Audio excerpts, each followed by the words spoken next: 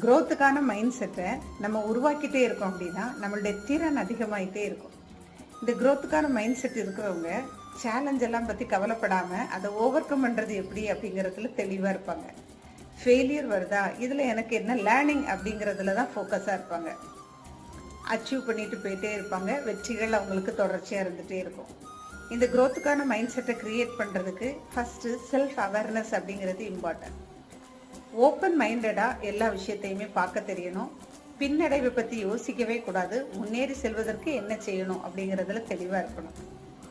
எப்போவுமே எல்லா சுச்சுவேஷன்லையுமே எல்லாரிடமிருந்து கற்றுக்கொள்ளக்கூடியவங்களாக இருக்கணும். ஃபீட்பேக்ஸ் நிறைய கேட்டு தெரிஞ்சிட்டு நம்ம ரிஃப்ளெக்ட் பண்ணணும்.